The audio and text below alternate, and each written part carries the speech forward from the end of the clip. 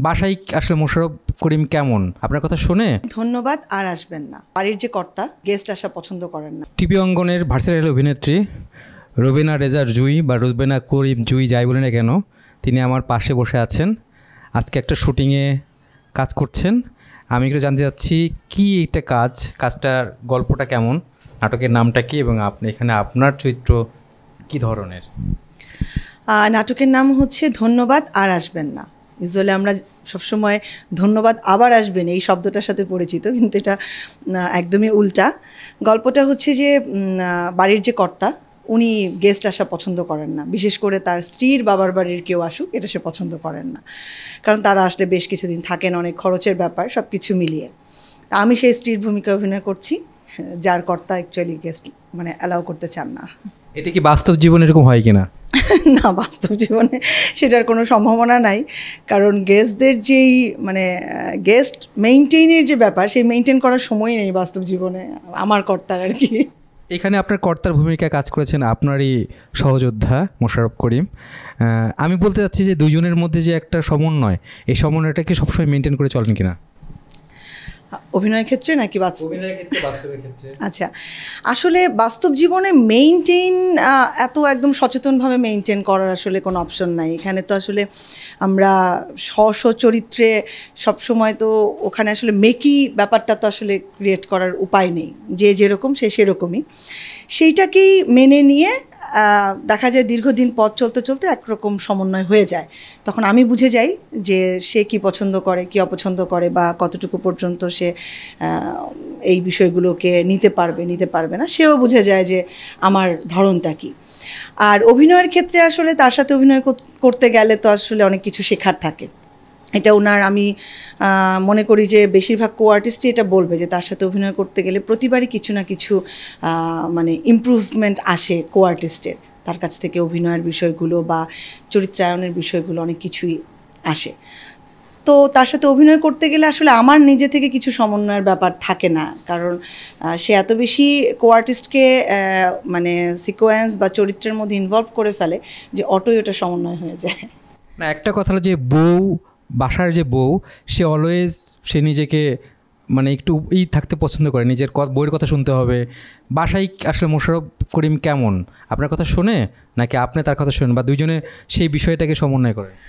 না, আসলে কথা ওই যে বললাম যে তারা তো সময়ই নাই, আসলে এত ব্যস্ত থাকে যে বাসায় আমার কথা ওইভাবে একদম অক্ষরে অক্ষরে পালন করার ব্যাপার থাকে না। ওই একটু আগে যেটা বললাম যে ধরনটা বুঝে যাওয়া, যে সেও বুঝে গেছে যে হ্যাঁ জুই এই বিষয়গুলো অপছন্দ করে, সো সেগুলোকে যতটা অ্যাভয়েড করা যায়। আবার আমিও বুঝি যে এই বিষয়গুলো পছন্দ করবে, সেগুলো হয়তো করার চেষ্টা করি, যেগুলো অপছন্দ করবে সেগুলোকে যতটা সম্ভব অ্যাভয়েড করার চেষ্টা করি, যদি সেটা ক্ষতিকর কোনো বিষয় না হয়। কিন্তু যদি বিষয়গুলো এরকম হয় যে না, এই কথাটা বা এই জিনিসটা আমার কথা মতো চললে পরে সংসারের জন্য এটা বা আমাদের দাম্পত্য জীবনের জন্য এটা পজিটিভ কিছু হবে, তাহলে সেটা যেই বলুক না কেন, ও বললে আমি সেটাকে অ্যাকসেপ্ট করি, আমি বললেও অ্যাকসেপ্ট করে।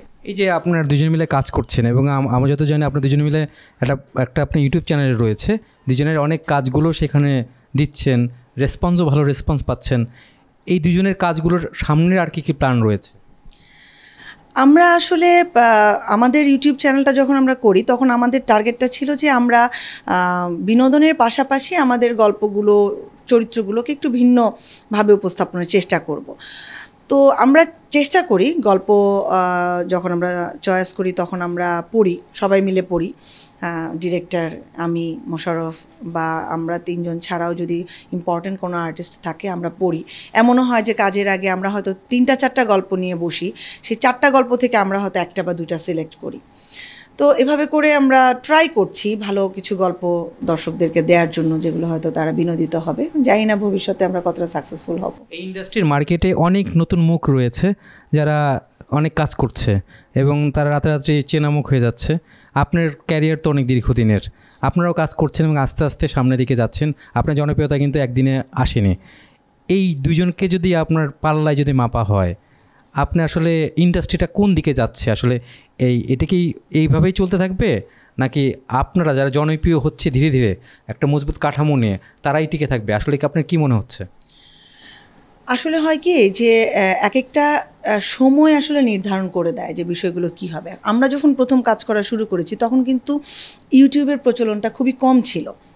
তারপরে আমরা কাজ শুরু করার ৩-৪ বছর পর থেকে আসলো সিডি ডিভিডি।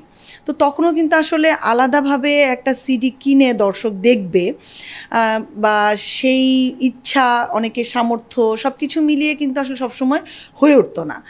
দেখা যেত যে ওই টেলিভিশনে যখন অন এয়ার হতো তখন যদি দেখতে পারতো দেখলো, আবার সেটা মিস করে গেলে হয়তো অনেকের পক্ষে দেখা সম্ভব হতো না।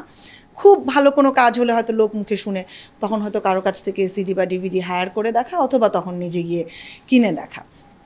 এখন আসলে এত বেশি অ্যাভেলেবেল, আমি ইউটিউব খুললে পেয়ে যাচ্ছি। সো আমি যদি চ্যানেলের অন এয়ারটা মিসও করি, আমি আমার মানে অবসর সময়ে আমি সেটা রাত 12টা 1টা 2টা হোক, দুপুরে অফিসের ব্রেকে হোক, যে কোনো সময় আমি দেখতে পারছি। তো সে কারণে কিন্তু আবার আমাদের দর্শকের মানে দেখার ইয়েটাও কিন্তু বেড়েছে। তো বাড়ার কারণেই হয়তো যারা কাজ করছে তারা এখন অনেক দ্রুত পরিচিতি পাচ্ছে, যেটা আমাদের সময় পরিচিতি পেতে সময় লেগেছে। বাট এখন যারা কাজ করছে তারা কিন্তু এই মিডিয়াটাকে টাচ করতে পারছে বা এই সময়টাকে টাচ করতে পারছে। আর টেকা না টেকার ব্যাপারটা আসলে নির্ভর করে হচ্ছে যোগ্যতার উপরে। আমি মনে করি যে যদি কেউ যোগ্যতা সম্পন্ন হয় এবং সে যদি আসলে মন লাগিয়ে কাজ করে, তাহলে এখন এই সময়টা পাচ্ছে বলে সে দ্রুত জনপ্রিয় হচ্ছে বলে যে সে টিকবে না, বিষয়টা তা না।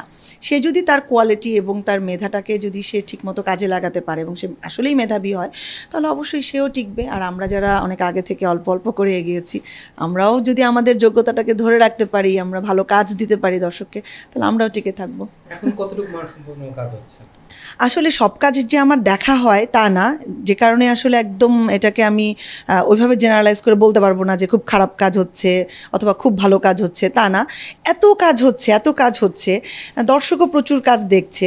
তো অনেক কাজের মধ্যে তো একটা পার্সেন্টেজ হয়তো একটু কোয়ালিটি, মেকিং, গল্প অনেক দিক থেকেই হয়তো একটু মানে এটাকে কি বলবো, একটু কম সম্পন্ন হতেই পারে। তো অনেক কাজের মধ্যে সেইভাবে পার্সেন্টেজ চিন্তা করলে আমি বলবো সেটার পার্সেন্টেজ খুব যে বেশি তা না। মানে এত হিউজ কাজের মধ্যে থেকে খুব অল্প পার্সেন্টেজ কাজই হয়তো খারাপ হচ্ছে। বেশিরভাগ কাজই নির্মাতাদের এখন আসলে টার্গেট থাকে যে তারা ভালো কাজ করবে, এবং আর্টিস্টদেরও টার্গেট থাকে যে তারা একটা ভালো কাজের সাথে ইনভলভ হবে। অনেকে বলে যে এই মাধ্যমে শেখার বিষয় আছে, আসলে কি এটা এন্টারটেইনমেন্ট নাকি শেখার বিষয় আছে? না, এখন আসলে এটা তো আসলে স্কুল কলেজের পাঠ্য বইয়ের মতো তো শেখাবে না, মূলত তো আসলে বিনোদন। বাট যেটা হয় যে যারা বিনোদন দেয় তাদের মাধ্যমে যদি একটা মেসেজ যায়, সেটা হয়তো খুব দ্রুত মানুষের মধ্যে ছড়ায়, যে কারণে হয়তো মানুষের একটা এক্সপেকটেশন থাকে যে আমি একটা নাটক থেকে কিছু শিখবো বা আসলে শিক্ষণীয় কী ছিল। কিন্তু প্রতিটা কন্টেন্টেই যে শিক্ষণীয় কিছু থাকতে হবে বিষয়টা সেরকম না। আর প্রতিটা কন্টেন্ট থেকে আসলে নেয়ার ব্যাপার আছে, যে আসলে আপনি কি নিচ্ছেন। মানে আমার কাছে মনে হয় যে বিনোদিত হতে হতেও অনেক কিছু নেওয়া যায়। এখন একদম মোটা দাগে যে দেখিয়ে দিতে হবে যে এই গল্প থেকে আমরা কি শিখলাম, আমরা এই শিখলাম, এভাবে হয়তো বলা থাকে না, কিন্তু খুব সূক্ষ্মভাবে ওইটা দেয়া থাকে।